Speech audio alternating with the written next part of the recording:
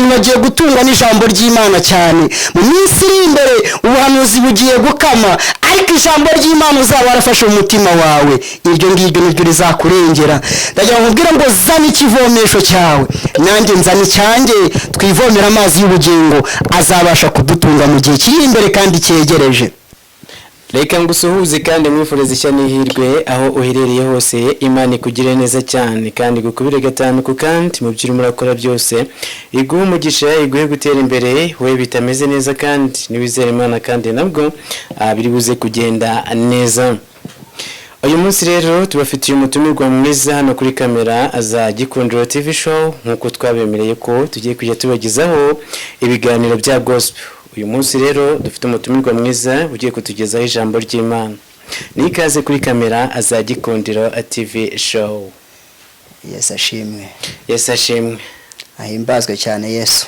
Nikaze kuri kamera za Gikundiro TV show, nkuko watubwiye ko ufite message nziza ushaka gutambutsa ku bakunzi ba Gikundiro TV show. Nikaze wisange mikaze rwose kuri Gikundiro TV show. Akanya nakawe. Imana ishimwe cyane, nshimye ikaze mpawe kuri Gikundiro TV show. Imana ibaha umugisha cyane bantu mukunda ijambo ry'Imana. Nongere mvuge ngo Yesu ashimwe bakunze ijambo ry'Imana.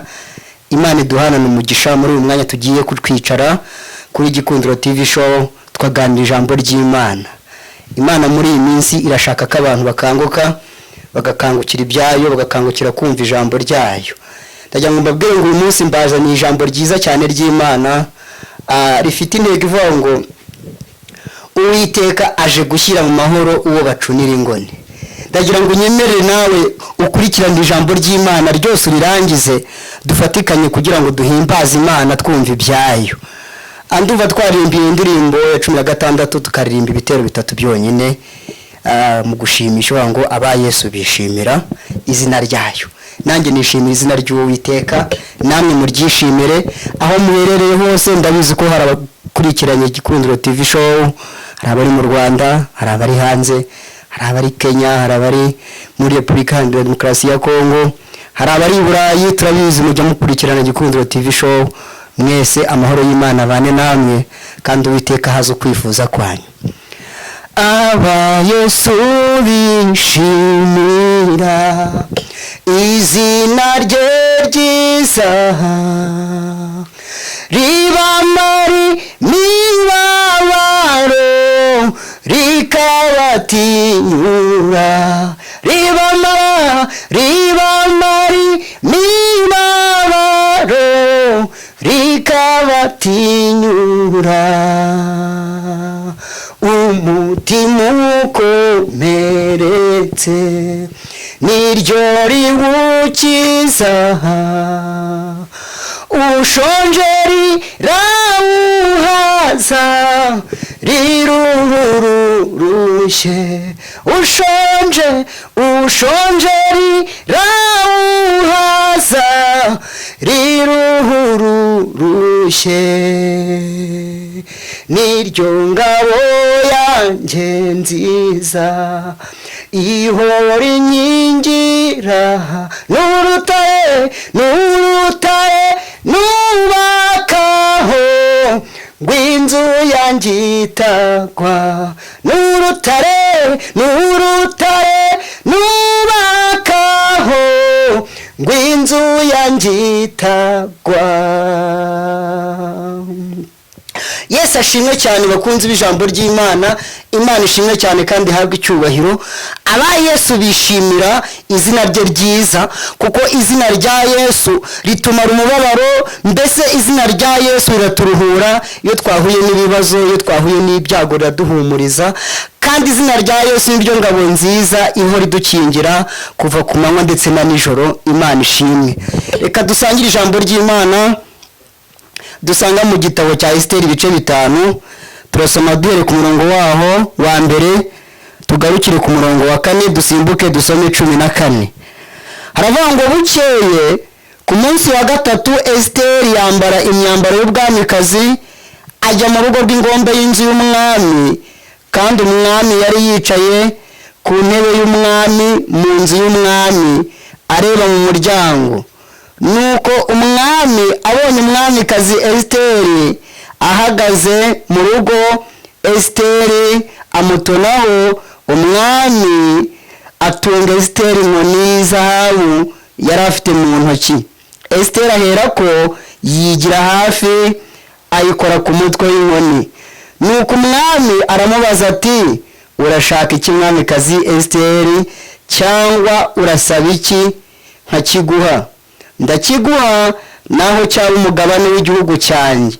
Esiteri aramusubiza ati, umwami nabishaka uyu munsi nazane na Hamani mu nkera mwiteguriye. 14. Nuko umugore we Zereshi n'inshuti ze zose bamugira inama bati, nibashinga igiti kirekire cya mikono 50, maze ejo uzavugane n'umwami umusabe Morodekayi akimanikweho, uhereko ubone kujyana n'umwami mu nkera unezerewe. Nuko Hamani ashima iyo nama, aherako ashinga igiti. Imana ishimwe kandi ihabwe icyubahiro. Mwakire neza ijambo ry'Imana. Abakunzi b'ijambo ry'Imana, munyemere tuganire iryo jambo ry'Imana Imana dushyize ku mutima. Iri jambo ryamfashije namwe munyemerere, ndabizi ko mukunda Imana kandi muyiringira. Iri jambo ry'Imana ribafashe uko nanjye ryamfashije, nirimara kugufasha nawe urifashishe n'abandi. Ndagira ngo mubwire ngo Imana yacu ije gushyira mu mahoro uwo bacunira ingoni. Birashoboka ko muri iyi minsi ya none utambuka, hari abantu bari bacira ingoni abandi bantu kuko bababonye babayeho neza, ariko ndagira ngo unyemerere wumve ko Imana ije gushyira mu mahoro uwo bacunira ingoni. Tumaze gushoma ijambo ryiza cyane, dusomye mu gitabo cya Esiteri ibice 5, dusomye duhere ku murongo wa mbere tugarukira 4, turasimbuka dusoma n'umurongo wa 14. Aratubwira ngo bukeye umwamikazi Esiteri yambara imyambaro y'ubwamikazi, maze arangije ajya ibwami kugira ngo avugane n'umwami. Haleluya. Munyemerere namwe uyu munsi muvugane n'Imana kandi muvuganire mu ijambo ryayo, kuko Imana ije gushyira mu mahoro uwo bacunira ingoni. Wa wundi birwa baryanira n'inzara, wa wundi birwa bavuga ngo ntacyo azigezaho, wa wundi birwa bavuga ngo nta kintu azimarira. Ndagira ngo mubwire ngo Uwiteka Imana numwizera neza ukamwiringira ugaca bugufi ukihana ibyaha byawe, uyu munsi arakugirira neza. Anahoze nsoma ijambo muri Zaburi ya 86:17 haba ngo unyereke ikimenyetso cy'ibyiza kugira ngo abanyanga bakirebe bamware. Wowe ukurikiranye iri jambo ry'Imana, nagira ngo usabe Imana nawe ikwereke ikimenyetso cy'ibyiza kugira ngo nibura babandi bakubona bakagucunira ingoni, babantu bakubona mbese bakakujyanira inzara, ikwereke ikimenyetso cy'ibyiza nawe bakirebe, babone ko usenga Imana, babone ko ujya ukurikirana umwanya wayo, babone ko ukurikira ijambo ryayo. Imana ishimwe. Ngo bukeye Esiteri, burya hari igihe bujya bucya umuntu, burya bucyana yandi ntiwihebe. Hari igihe buzacya nubwo ubona ari mu gicuku, hari igihe Imana izitamurura ikakwereka ukuboko kwayo ikagutabara. Ba bantu bavuga ngo uzatabarwa bakabona watabaye ku manywa y'ihangu. Imana ishimwe. Ngo bukeye Esiteri yambara imyambaro y'ubwamikazi, maze ngo ajya ibwami. Ageze ibwami ngahagarara mu muryango, asanga umwami nawe yicaye ku ntebe y'ubwami mu nzu areba mu muryango. Nuko ngo Esiteri atambuka neza anezerewe, araza ngo arinjira. Akinjira mu muryango ngo umwami amutunga inkoni, kuko Imana yari ikoreye mu mwami, ikorera mu mwami. None ngo umwami abonye umwamikazi Esiteri amutunga inkoni, maze ngo akimutunga inkoni, Esiteri araza buhoro buhoro ngo ayifata ku mutwe, afata ku mutwe wa ya nkoni. Haleluya. Buriya gufata ku mutwe kw'iriya nkoni byatumye abayuda batabarwa. Ndagira ngo nawe umenye ko gufata ijambo ry'Imana neza mu mutima wawe bizakurengera mu gihe kibi cyegereje kiri imbere, kuko mu minsi iri imbere abantu bagiye gutungwa n'ijambo ry'Imana cyane. Mu minsi iri imbere ubuhanuzi bugiye gukama, ariko ijambo ry'Imana uzaba warafashe mu mutima wawe, iryo ngiryo niryo rizakurengera. Ndagira ngo nkubwire ngo zana ikivomesho cyawe, nanjye nzana icyanjye, twivomera amazi y'ubugingo azabasha kudutunga mu gihe kiri imbere kandi cyegereje. umwami ngo arangije amutunga inkoni, Esiteri nawe ayifata ku mutwe. Buriya gufata ku mutwe kw'iriya nkoni kwa Esiteri kwatumye abayuda bose batabarwa, ariko cyane cyane umugabo witwa Morodekayi. Umwamikazi Esiteri akiyifata ku mutwe kuri iriya nkoni yarayigumanye. Nawe ugumane ijambo ry'Imana muri wowe, ayifataho arayigumana. None ngo umwami arangije aramubaza ngo umwamikazi Esiteri urashaka iki? Ndagira nkubwire ngo nawe uturize Imana irakuba nikubaza ngo urashaka iki, nawe uyisaba ikintu cyiza, uyisaba ikintu kizima, uyisaba n'ubwenge, utera ikirenge mu cya Salomo urebe ikintu nayo cyakunezeza. None ngo umwami aramubaza ngo Esiteri urashaka iki nkakiguha? Aravuga ngo naho cyaba kimwe cya kabiri cy'igihugu cyanjye ndakiguha. Haleluya! Imana idufitiye ibintu byinshi mu kiganza cyayo kandi byiza cyane. None ngo Esiteri arangije aramubwira ati noneho rero mwami niba nkutonyeho unyemere uzazane na Hamani mu nkera witeguriye. Umwami aramubwira ati ibyo ndabikwemereye rwose. Haleluya! Noneho ngo Hamani acyumva yuko yatumiwe mu nkera n'umwamikazi Esiteri, Hamani aribwira mu mutima wiwe ngo ubu ngubu ugenda akunzwe cyane, n'umwamikazi asigaye ankunda, n'umwami arankunda, ubu ngubu ugenda akomeye. Hari abantu bumva ko bakomeye mu by'ubutunzi, bakomeye mu by'imbaraga, bakomeye mu by'amafaranga, ariko ndagira ngo mbabwire ngo hahiriwe umuntu ukunda Imana, kandi hahiriwe umuntu wumva ijambo ryayo akarikomeza, uwo nguwo niwe ukomeza. Ijambo ry'Imana riratubwira cyane ngo hahirwa umuntu udakurikiza imigambi y'ababi, ntahagarare mu nzira y'abanyabyaha, ntiyicarane n'abakobanyi, ahubwo ngo azahwana n'igiti cyatewe hafi y'umugezi. Icyo giti ngo cyera imbuto zacyo igihe cyacyo, kandi ibibabi byacyo ntibyuma. Icyo azakora cyose kizamubera cyiza. Hakomeye umuntu rero ukomeye ku Mana yiwe. Esiteri akomera ku Mana ye. Hamani ngo arangije aragenda agisha inama inshuti ze n'umugore we Zereshi. Niko ijambo ry'Imana ryatubwiye. Hamani abwira inshuti ze n'umugore we Zereshi, arazibwira ngo ngiye kubonana n'umwamikazi bwami. Ubwo urumva ko umwami yantumiye mu nkera ndetse n'umwamikazi bantumiye, ndagira ngo ngende. Ariko hari umugabo witwa Morodekayi uhora umbangamira. Buriya hari abantu bakorera Imana cyane, Satani yanga, abantu b'isi banga cyane, ariko Imana ikabakunda cyane. Haleluya! Ntihagaze aho ngaho, shima Imana yuko Satani nyanga, ariko Yesu akankunda cyane kumurusha. Bivuze ngo kuba Yesu ankunda cyane ndamahoro. Haleluya! Kuba Yesu anyemera nk'inshuti yiwe, ibyo ngibyo bituma nkomera mu maso yanjye. Yesaya 50:7 havuga ngo iki? Ngo kuko umwami Imana izantabara, icyo ngicyo nicyo gituma ntamwara, ngo bituma nkomera mu maso yanjye hakamera nk'urutare. Nanjye kuba nkundwa n'Uwiteka ndakomeye cyane. Nuko ngo Hamani agisha inshuti ye inama ndetse na Zereshi. Noneho aravuga ati noneho yongeye kubonana n'umwami mu nkera ndetse n'umwamikazi. Kandi uriya mugabo witwa Morodekayi uhora uri ku irembo, niyo maciye ntampagurukira. Haleluya! Ndagira nkubwire ngo ujye uhagurukira Imana yonyine, ujye upfukamira Imana yonyine, ujye usenga Imana yonyine, niyo ifite byose mu kiganza cyayo. Hamani rero arabamba Morodekayi uriya Muyuda uri ku irembo arambangamira. Haleluya! None ngiye ibwami kandi sinshaka kumubona mu maso yanjye. Mbigenze nte mwa nshuti zanjye mwe, bigenze nte mugore wanjye Zereshi nishakiye. Barangije baramubwira ngo none reka tukugire inama. Uriya mugabo Morodekayi niba utamushaka koko, kandi ukaba ugiye kubonana n'umwamikazi mu nkera umwami yateguye, ndagira ngo noneho ushinge igiti kirekire cya mikono 50, noneho nugera ibwami uze gusaba Morodekayi akimanikweho. Haleluya! Arifuza ko twagirirwa nabi, ntabyo bazabona. Uwiteka Imana aradukunda cyane, arifuza yuko twazamwara, ntabwo tuzigera tumwara. Uwiteka Imana yacu akomeza kutwereka ikimenyetso cy'ibyiza. Uriya mwanditsi arabivuga ngo unyereke ikimenyetso cy'ibyiza kugira ngo abanyanga bakirebe bamware bakorwe n'isoni. Nuko noneho Morodekayi akomeza kwisengera Imana. Nawe komeza usenga Imana. Igiti kirategurwa, Morodekayi abagiye ibwami. Haleluya! Maze ngo arangije ahagarara mu rugo, asanga Imana yabujije umwami ibitotsi. afata igitabo cy'ubucurabwenge ngo arasoma abura ibitotsi, asoma ku ipaje ya mbere akomeza kubura ibitotsi, asoma ku ipaje ya kabiri akomeza kubura ibitotsi. Ndagira ngo nkubwire ngo Uwiteka Imana yubuye dosiye yawe, Imana irayubuye. Haleluya. Irebye muri ya mirimo myiza wakoze nije kugutabariramo, irebye ukuntu wakunze umurimo wayo, uwo murimo wayo niwo ije kugutabariramo.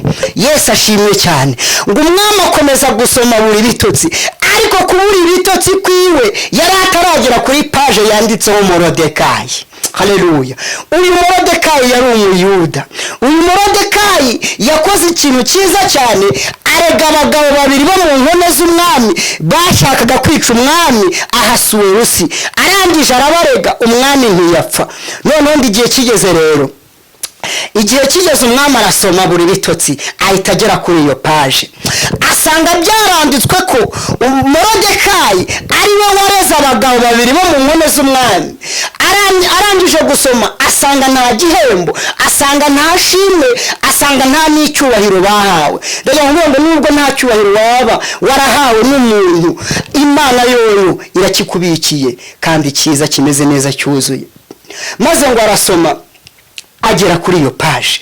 Uyu munsi unyemerere Imana igere ku ipaje yawe, irebe imirimo wagiye ukora, irebe ukuntu wagiye witanga, yubura iyo paje nawe ikwereka ikimenyetso cy'ibyiza, maze ugumye gukomera kandi ukomerere mu buntu bw'umwami wacu Yesu Kristo.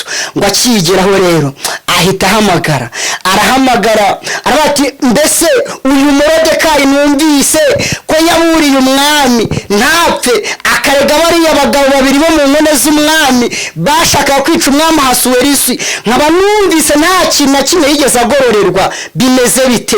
Arangije ahamagara ati, ninde uri mu rugo? Baramubwira ati, turabona hari Hamani. Hamani niwe yari ari mu rugo, ngo yarahagaze mu rugo aje kuvugana n'umwami kugira ngo amusabe Morodekayi amanikwe. Ndagira ngo nkubwire ngo bakigambirira kukugirira nabi, Imana yo iba yagambiriye kukugirira neza. Imana ishimwe cyane. Bakigambirira kugusunikira mu rwobo, Imana ihita irugutangamo. Haleluya. Bakigambirira kugusunikira mu kigeragezo, Imana basanga yinjiyemo ikagukomereza muri icyo kigeragezo ukagisohoka mukeye. Abagabo batatu batonye ku Mana banga gupfukamira Bayali, Mesaki, Shadaraka na Abedenego, ngo babajugunya mu muriro. Ngo bakibajugunya mu muriro, ngo bagiye kubona babajugunyemo, ngo basanga hari n'indi shusho y'umuntu wa kane, kandi iyo shusho ari umwana w'Imana. Ndagira ngo nkubwire ngo bakikujugunya mu rwobo rw'intare, bakikujugunya mu muriro, bakikujugunya mu kigeragezo, Imana igutangamo. Marayika w'Umwami Imana araza agahagararamo, wamurira akawuca intege.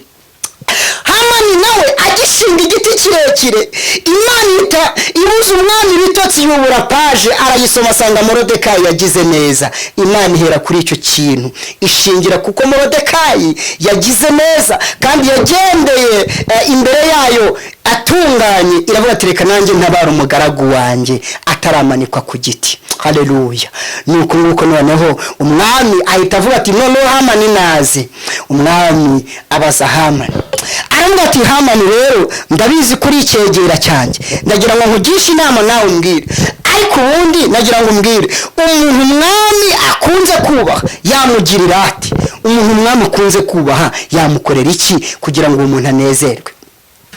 Hamani arangije ngo arisuzuma neza asanga ibwami n'ubukunzwe, aravuga ati, noneho rero buriya umuntu umwami akunze kubaha, dore umwami ukuntu umuntu yabigenza.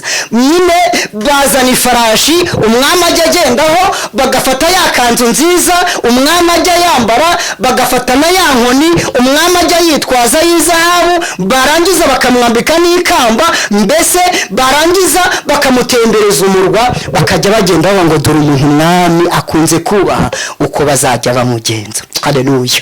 Ipaji ya Morodekayi birubuwe rero. Umwami ahita ategeka, aravuga ngo rero hatabuzemo n'ikintu na kimwe. Haleluya. Genda ubikorere umugaragu wanjye Morodekayi wicaye hariya ku irembo.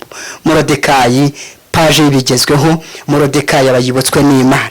maze ngo araza baramufata bamwicaza ku ifarashi bamwambika ikanzu umwami ajya yambara bamuha n'inkoni y'izahabu bamuha n'ikamba arambara maze ngo Moridekayi azengurukanwa umurwa baramuzengurukana bagenda bavuga ngo dore umuntu umwami akunze kubaha nguko uko bazajya bamugenza. Moridekayi abaratabawe. Ndagira ngo nkubwire ngo Hamani wamubonaga akamucunira ingoni, Hamani wamubonaga akamuryanirana inzara, Hamani wamubonaga akabona yamanuka ku giti, uwo munsi niwe wamutembereje. Ndagira ngo nkubwire ngo iri jambo ry'Imana riraryoshye cyane.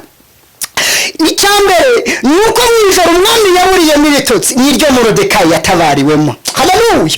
Mwijoro umwami yaburiyemo ibitotsi iryo niryo Moridekayi yatabariwemo. Icyo kintu cyashimishije cyane, nawe kigushimishe. Mwijoro umwanzi yakugambaniyemo, iryo joro niryo Imana igutabariramo. Haleluya. Mwijoro wabona yuko wari wambaye ubusa, bishobora gucya bakabona urambaye bikabatungura. Burya ahari kurira gushobora kurarira umuntu, ariko bwacya mu gitondo akirirwa aseka. Moridekayi nawe yirirwa aseka, atemberana umurwa ari ku ifarashi y'umwami, yambaye ikanzu y'umwami, afite inkoni nayo nk'umwami, yambaye ikamba nk'umwami, atemberezwa umurwa.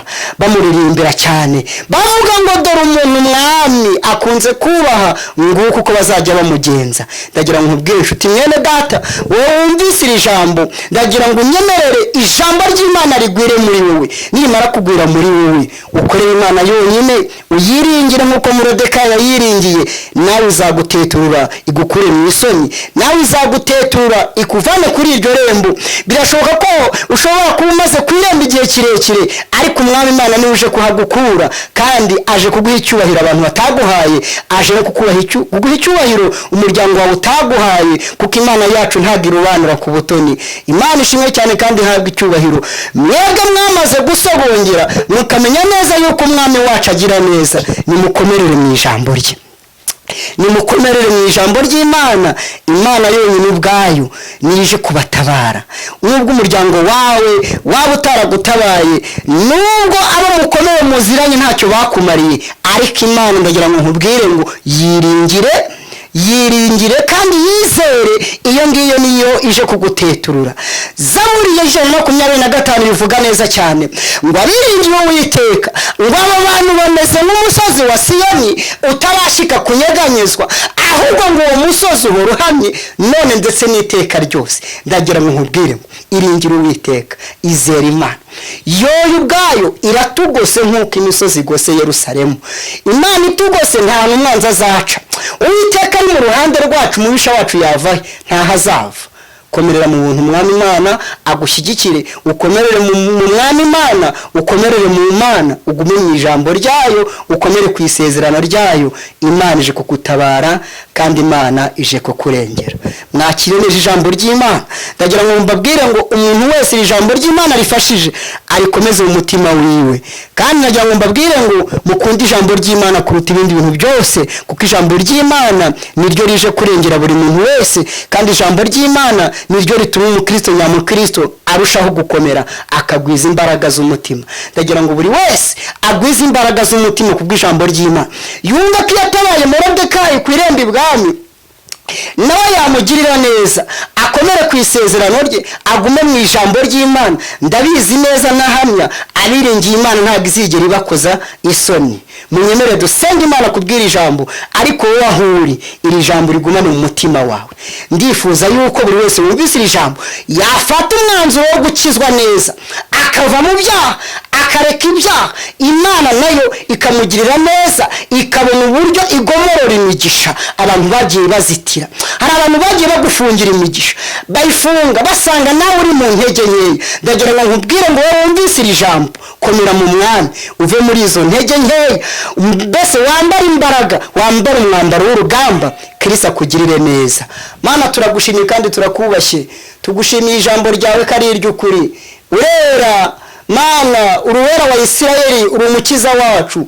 twemerera ijambo urizike ku nkingi z'imitima ya benshi kandi rikomeze kugwira. Nyiringabo Imana uwemeye gutera intambwe imwe agusanga, nawe utere 99 umusange, umugirire neza, ube mu ruhande rwe, umwereke ikimenyetso cy'ibyiza, kugira ngo abamwanga bakireba mware, kugira ngo babandi bamusuzuguraga babone yuko akorera Imana nawe. Urakoze kubyumvise rero, turakwingize kugira ngo ushyikire abantu bawe kubwa Yesu Kristo umwami wacu. Amen.